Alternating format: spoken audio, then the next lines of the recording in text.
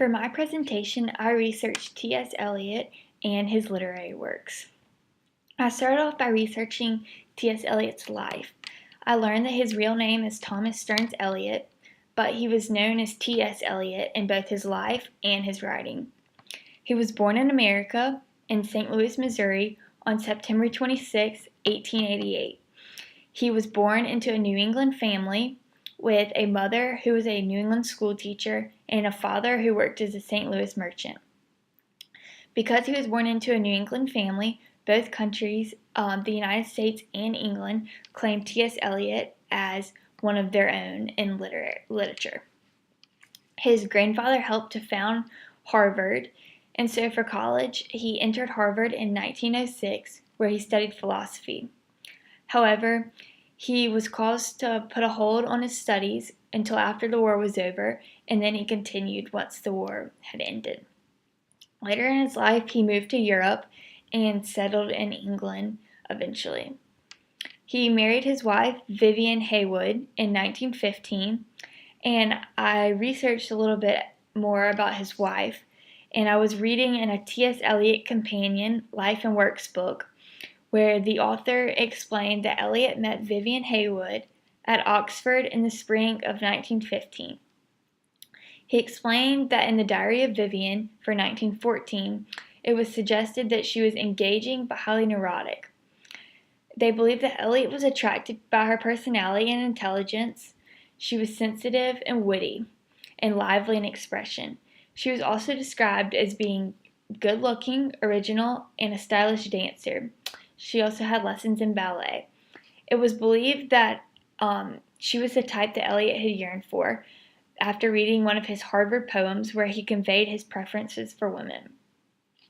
He went on and married her at a register office near her home in Hampstead.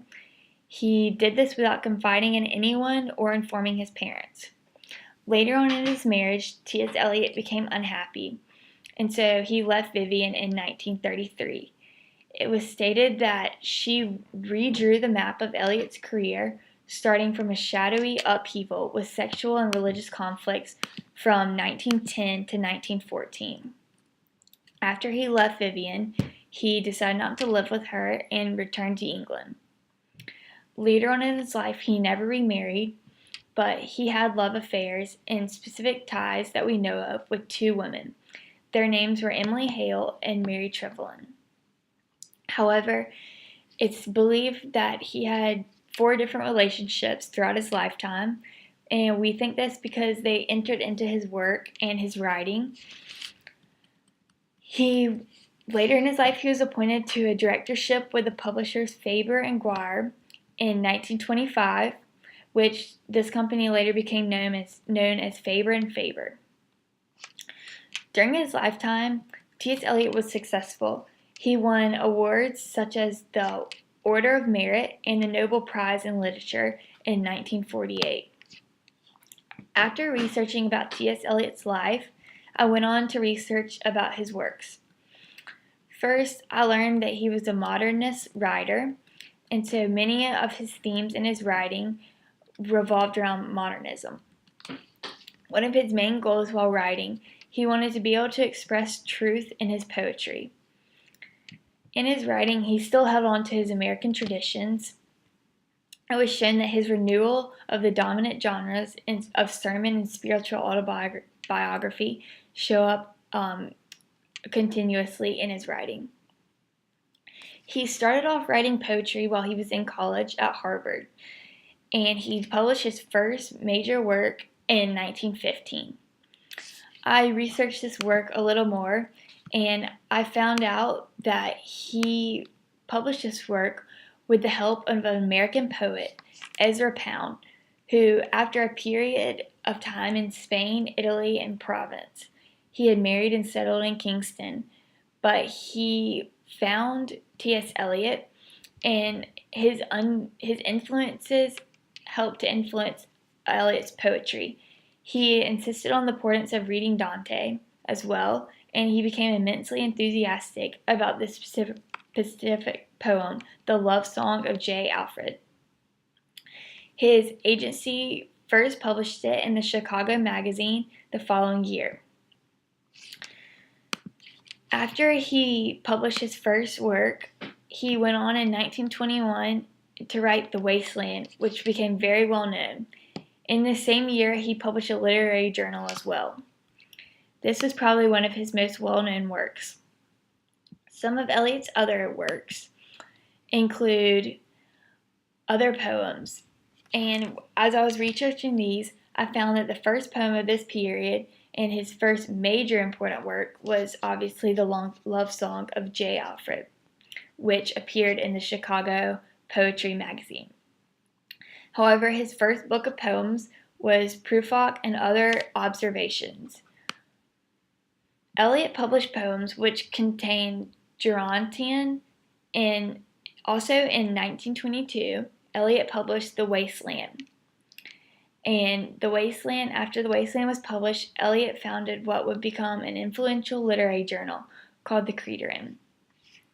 His major later poems include Ash Wednesday, which he published in 1930, and Four Quartets, which he published in 1943. As I was researching his work, I noticed that there were some other works that weren't as popular as these. He wrote these between other works, and they include The Use of Poetry and the Use of Criticism, which he published in 1933, After Strange Gods, which he published in 1934, and Notes Towards a Definition of Culture, which he published in 1940. After researching many of his works, I went on to research T.S. Eliot's interests, such as his themes and what type of works he preferenced. I learned that he wrote mainly modernism themes. I also found it interesting that the war influenced much of his writing. This was because there were wars being fought during this time that he was publishing his works. As I continued to read, I found that he showed a preference towards Shakespeare's plays. I learned that these Shakespeare tragedies became consistently important into his mature career, and they frequently lie behind his more famous mature ideas. For example, one of the ideas he had was that the achievements of making characters see themselves in a dramatic light. That was one of his main themes while he was writing. I also saw that it was reviewed in relation to Othello's last speech in the pivotal essay, Shakespeare and the Stoicism of Seneca.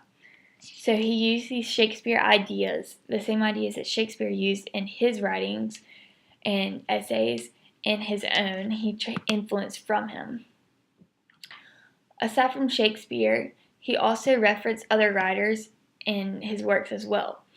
While reading about Eliot in the textbook, it stood out to me that in The Wasteland, Eliot used quotations and allusions to many different sources and writers, which include Shakespeare, which I already explained, Dante, Charles Baudelaire, Richard Wagner, Ovid, St. Augustine, Buddhist sermons, folk songs, and the anthropologists Jesse Weston and James Frazer. I found this interesting that he influenced from other writers instead of specifically only his writing and his ideas. I also learned that his works were not focused solely on one particular religion or culture. In the annotated poems, we see that Eliot was a multilingual, multicultural, and indeed multi-religious poet. He combined East and West, bringing into poet, play, Christian faith, and Oriental beliefs, the Gospels, and others.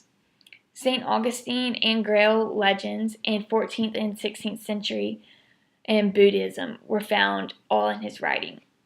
I found this interesting because many writers focus solely on one religion or one culture when they're writing, but he was a different case. He focused on a wide range and wide variety of cultures, religions, and different beliefs.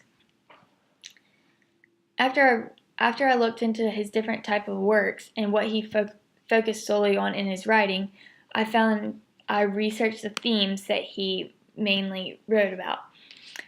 However, he was a modernist writer, but these themes seem to come into his writing as well. Many themes included alienation and loneliness, and the theme of alienation and the theme of loneliness also appear in Eliot's work with some frequency. They have many of the same results. For example, Prufrock, the protagonist of the love song of J. Alfred Prufrock, seeks company and fails to adequately sate that desire, which leaves him remaining lonely even as he resolves to find other ways to fulfill himself. I also saw a theme of religion, which was seen in 4 quartets, and a nature of way of time, which was also seen in 4 quartets. The nature of time was a topic he addresses throughout this story of 4 quartets. The nature of time seems to fascinate Eliot.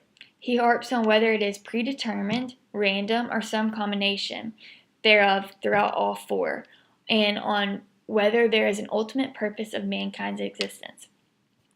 I found this interesting because it's saying that T.S. Eliot questions whether things are predetermined, or they supposed to happen, or they randomly happen.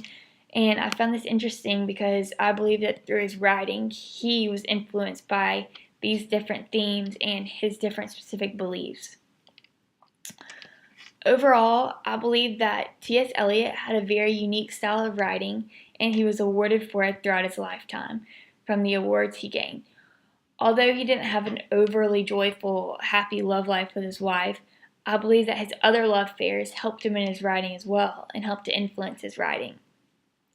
Many people in different parts of the world still read the various works of T.S. Eliot. I enjoyed reading about and researching him and his literary works, and I'm glad I got to learn about a different writer than I already know about.